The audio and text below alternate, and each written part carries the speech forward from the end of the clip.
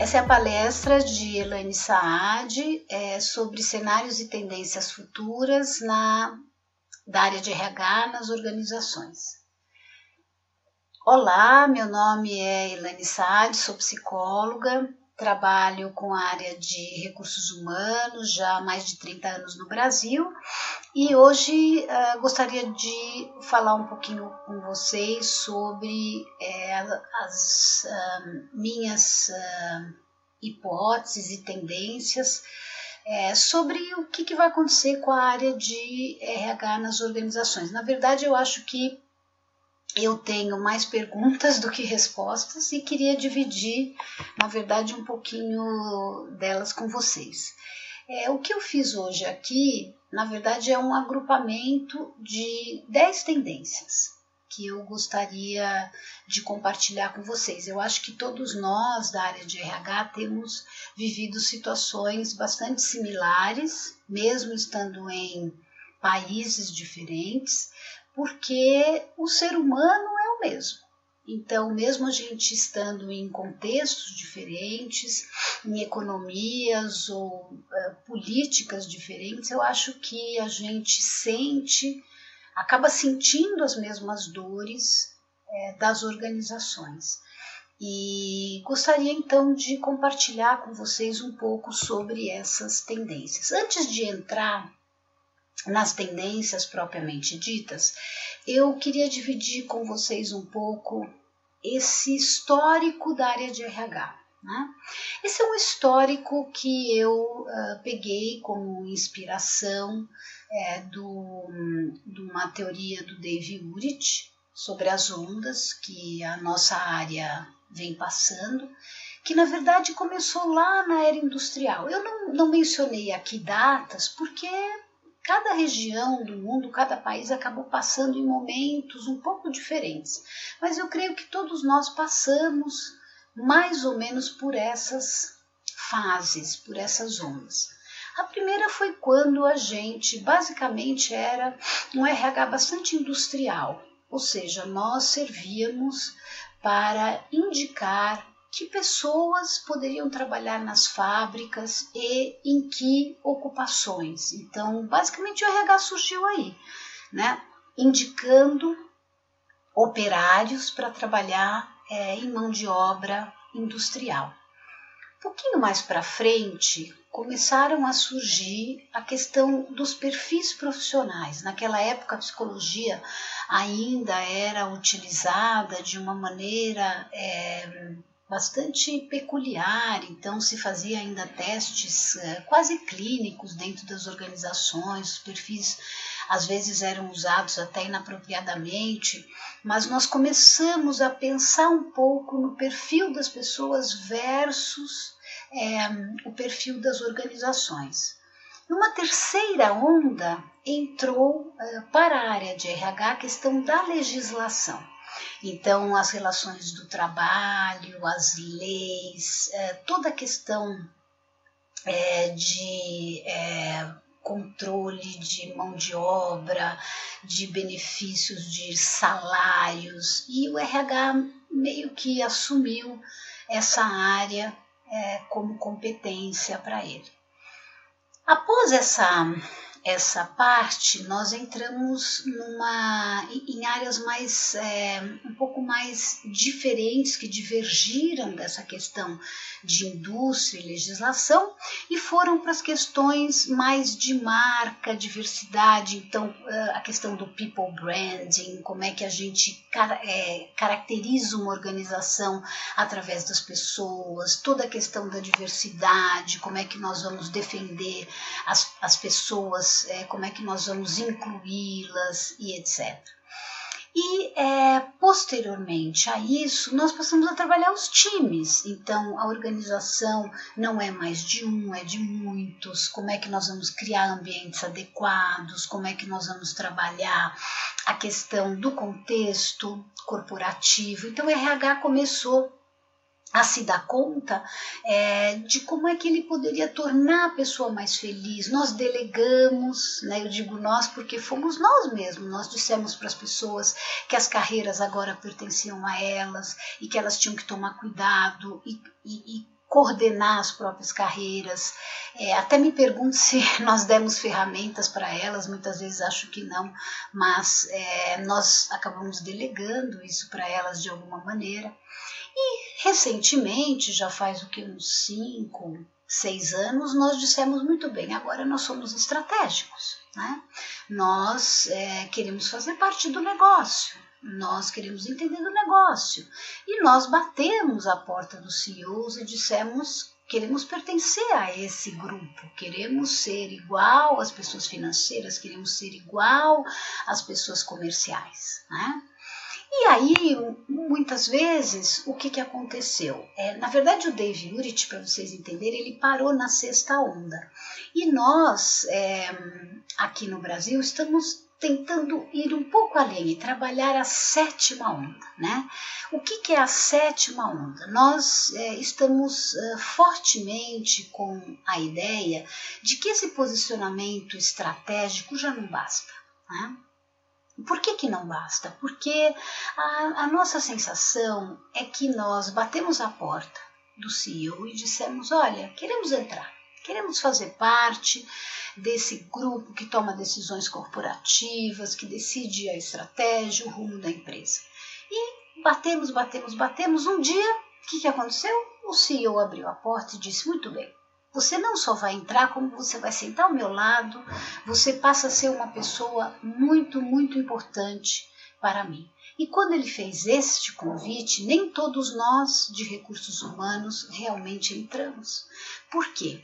Porque não estávamos preparados, então não conhecíamos de finanças, não sabíamos de P&Ls, não tínhamos os idiomas suficientes, então realmente muitos de nós ficamos na porta. Não entramos. E aí entra para nós essa questão da 7ª onda, que não basta ser estratégico, você tem que não só entrar nessa sala, mas é preciso que você influencie, não só influencie, mas que você influencie através da ação, que você consiga influenciar agindo sobre o outro. Então, nós entendemos que essa cadeira de recursos humanos hoje é uma das cadeiras mais importantes para as companhias. Por quê? Porque o capital hoje é praticamente uma coisa que todo mundo tem acesso, ficou de fácil acesso. A tecnologia, o custo da tecnologia ficou menor, também deu acesso mais fácil. Então, qual é o diferencial das companhias? É gente. E quem cuida de gente somos nós. Então, nós temos realmente um capital, um valor na mão muito importante. A única coisa que nós temos que fazer é realmente utilizá-lo ao máximo. E aí vamos então às nossas 10 tendências. Primeira tendência, nós temos que redesenhar o ciclo de performance management, ou seja, não podemos mais utilizar a performance management da maneira como a gente vem fazendo. Tem a solução? Não necessariamente. Existem pessoas redesenhando isso, mas é muito importante. A ideia é que a gente não somente mensure as pessoas, mas que nós o orientemos para que ele próprio assuma, como nós já falamos no passado, o seu progresso de carreira, mas que assuma também de uma maneira mais genuína a sua orientação para frente e que o gestor saiba efetivamente quem são as pessoas que ele tem. Da maneira como muitas empresas estão fazendo, ela não tem clareza do que é performance, do que é potencial e de como ela vai trabalhar esses dados dentro da corporação. Então a gente tem que redesenhar esse ciclo de performance management. A segunda tendência é muito importante, é a questão da robotização. Nós vamos ter nos próximos anos uma colaboração muito forte do ser humano com a máquina no ambiente de trabalho. O que quer dizer isso? Nós vamos ter robôs dentro do ambiente de trabalho, fazendo coisas que hoje a gente sequer imagina, né? E esses robôs vão interagir com nós humanos, de alguma maneira. Como nós humanos temos perfis diferentes, o que vai acontecer é que alguns vão reagir de uma maneira, outros vão reagir de outras. Porém, nós de recursos humanos vamos ter que ter a resposta para isso, porque os nossos CEOs vão perguntar, escuta, como é que nós vamos lidar com essas máquinas aqui dentro? Como é que nós vamos interagir? Quem vai fazer o quê? Quem vai cuidar de quem? Então, é muito importante nós pensarmos como é que nós vamos agir com as máquinas dentro do ambiente de trabalho. Então, relembrando, a primeira tendência tem a ver com performance management, a segunda com robotização. A terceira tendência é muito importante. Nós temos um histórico, nós de recursos humanos, somos conhecidos até no mercado como sendo pessoas que temos aversão a números, temos aversão a algoritmos. Nós somos pessoas que não gostamos de métricas. E a área de RH precisa entender que para ela se comunicar com outras áreas, ela realmente precisa de métricas. Então, nós precisamos entender que para mostrar resultados da nossa área para outras áreas, nós precisamos de números, nós precisamos de métricas. Se nós não temos métricas, nós precisamos criar algoritmos para isso. Então, se nós fazemos um treinamento e não sabemos como avaliar, por exemplo, precisamos fazer uma pesquisa antes, uma pesquisa depois e ver como é que a gente melhorou em relação ao que estávamos. Isso é uma linguagem que qualquer área entende. Então, não dá mais para nós chegarmos para outras áreas e dizer, olha, isso é abstrato, isso não se mede, esse resultado eu não posso dizer para você o quanto melhorou. Esse tipo de linguagem não vai funcionar. Na verdade, não está funcionando já há algum tempo, mas não vai funcionar realmente no futuro. Então, nós temos que aprender a lidar com métricas com métricas que às vezes nós mesmos vamos ter que construir. A próxima tendência é a questão das teias de interação. Nós olhávamos os indivíduos, passamos a olhar os times, agora temos que olhar todas essas pessoas e times integrados. Quer dizer, como é que eu consigo organizar pessoas que às vezes não estão interagindo na mesma parte física da corporação? Eu tenho um grupo que está no Brasil, que se reporta a um chefe que está na China, e aí eu tenho um grupo em Portugal, que tem pares em outros países da Europa, porém tem subordinados no Brasil. Então, como é que essas pessoas vão se integrar? Como é que elas vão criar a cultura da organização? Como é que eu faço todas essas teias se harmonizarem? Então, também como RH, tenho que ter resposta para isso, tenho que ter ferramental para isso. Como eu disse no início para vocês, esta é uma palestra de tendências, não é uma palestra de respostas, mas é uma palestra para estimular vocês a pensarem que respostas nós vamos ter que entregar como recursos humanos num futuro que eu particularmente não acho muito distante. Muito bem, a próxima tendência muitas vezes tem causado uma certa surpresa em muitas pessoas, né? Porque algumas pessoas acham que as áreas de operação de recursos humanos, áreas como salários, benefícios, áreas que são consideradas mais pesadas na nossa comunidade, são áreas que vão ficando de lado. Eu particularmente acho que essas áreas vão voltar com tudo. Né? Vão voltar com tudo, por quê? Porque elas vão ser definitivas e vão causar um diferencial competitivo muito grande para as organizações. Né? Nós vamos ter que entender como é a nossa estrutura de salário, nós vamos ter que entender que bônus a gente está oferecendo para as pessoas, que salário variável nós estamos oferecendo, como esse salário está se comportando no mercado, com os nossos competidores e como isso funciona dentro de todo o nosso ambiente.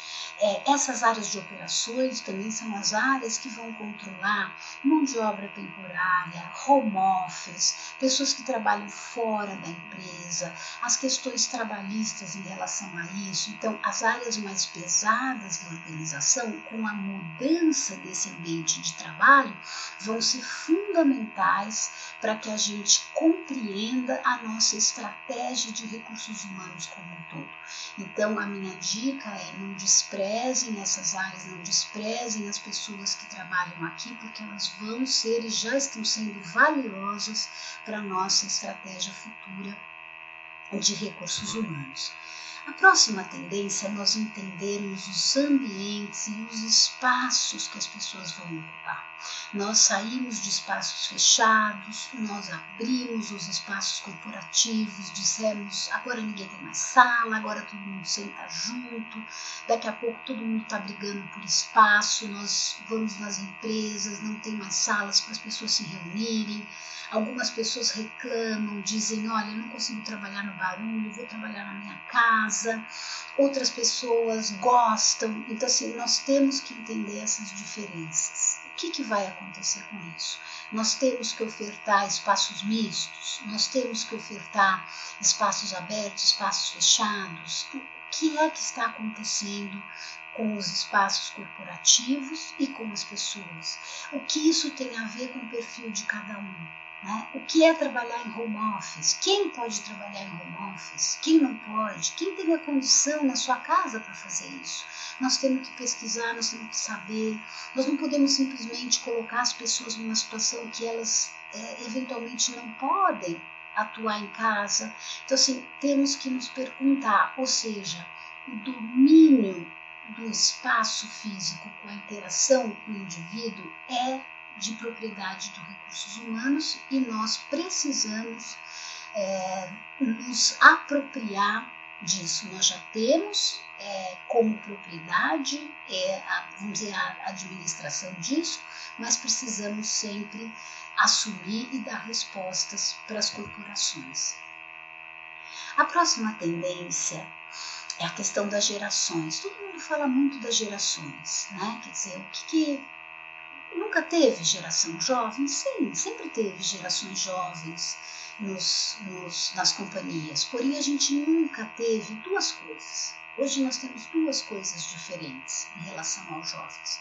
A primeira é: nós nunca tivemos tantas gerações trabalhando juntas, porque os jovens entravam, os mais seniors saíam e esse movimento era mais rápido. Segunda coisa, a gente nunca teve tecnologia, influenciando tudo isso. Então nós temos, nesse exato momento, nós temos a geração Y tornando-se líder de pessoas e a geração Z começando a ingressar no mercado de trabalho. A geração Z é uma geração muito diferente da geração Y, é aquela geração que a gente chama de silenciosa, está sempre com fone de ouvido, se comunica sempre por celular, tem valores muito fortes, quer entender os propósitos da organização. A geração Y muitas vezes não está preparada para gerenciar pessoas, então muitas organizações têm enfrentado esse problema, às vezes têm trazido líderes mais seniors para ensinar as pessoas da geração Y. Então a questão de como lidar com gerações e líderes dentro das organizações é sim uma área de domínio de recursos humanos e temos que ter as respostas. Talvez não saibamos todas, mas temos que pensar sobre a liderança, como preparar nossos líderes, como dar suporte a eles, como ter as respostas, tanto para os líderes jovens que vêm nos procurar pedindo orientação, como para os líderes mais seniors, que vêm dizer: olha, não aguento esse jovem, não sei como liderá-lo. Nós temos que ter também as respostas para essas pessoas, porque essas pessoas no dia a dia, elas sofrem, elas sofrem porque elas querem acertar, elas querem fazer a coisa de uma maneira correta e muitas vezes não estão conseguindo, estão se perdendo no dia a dia. Então a questão do movimento da liderança dentro de uma organização, principalmente se ela for global, é um ponto de fundamental importância. Muito bem. A próxima tendência é uma tendência bem nova vocês sabem, aqui no Brasil, o Brasil está passando por um momento sociopolítico, econômico muito delicado. A gente está expondo a nossa corrupção de uma maneira absurdamente aberta. Nós temos políticos sendo presos, empresários sendo presos. Então, essa parte ética das organizações está muito, muito exposta. Isso tem feito com que muitas pessoas não aceitem mais práticas não éticas. E muitos profissionais, quando vão falar sobre uma proposta de emprego, têm perguntado às organizações sobre suas práticas éticas. E eu acho que um dos nossos papéis como recursos humanos é cuidar das práticas éticas das organizações, não somente do dono, do empresário, do CEO, mas da prática ética de cada profissional, daquilo que a gente lança como código de conduta, daquilo que a gente vigia, né, como código de conduta. Então, eu acho que nós temos que pensar se nós estamos estimulando as pessoas a praticar todas as atitudes e comportamentos de maneira ética, o trato uns com os outros, o trato com o consumidor, com o cliente. Então, eu acho que recursos humanos pode e deve assumir também essa questão das práticas éticas dentro das organizações. A questão da remuneração, eu falei do controle da remuneração numa outra tendência, aqui eu vou dizer do como remunerar, né? Quer dizer, como nós vamos orientar as nossas organizações, as organizações onde cada um de nós trabalha, a remunerar de forma justa e engajadora. O que é um salário justo? O que é um salário que a pessoa se sinta bem ou justamente remunerada? Um salário que englobe benefícios, ou que tipo de benefícios são esses? Cabe a nós de recursos humanos fazer essa orientação, dar esta visão para as pessoas, informar constantemente patamares de mercado, discutir com as pessoas, orientar os líderes, porque muitos líderes não sabem como falar com seus subordinados sobre a questão salarial. Às vezes tem receio, tem medo de perder a pessoa. Então, é importante que a RH também faça esse papel. Então, essa é uma área que a gente precisa atuar com muita ênfase, muita dedicação. E a próxima tendência é uma das mais difíceis que eu considero, que é justamente as novas formas de relações de trabalho. Nós vamos ter nos próximos 5, 10 anos pessoas navegando dentro da nossa companhia com relações de trabalho das mais diversas possíveis. Freelancers, empregados part-time, compartilhamento de executivos, ou seja, executivos que são meio período de uma companhia, meio período de outra, terceirizados, todos mesclados na nossa força de trabalho. E nós vamos ter que lidar com todos. Quer dizer, nós não vamos poder dizer, olha, a gente só lida com quem é registrado, com quem é um funcionário full-time da organização, os outros não existem. Nós vamos ter que aprender a lidar com essas pessoas também, de alguma maneira. Talvez até num futuro mais de médio a longo prazo, eles sejam até mais em número do que os nossos próprios funcionários full-time. Como é que nós vamos tratá-los? Como é que nós vamos engajá-los? Como é que nós vamos envolvê-los? Então, são perguntas que o RH tem de pensar. Mais uma vez, eu disse para vocês, eu não tenho todas as respostas, mas eu acho que a gente, quando tem pelo menos um bom set de perguntas, a gente já começa com uma boa reflexão.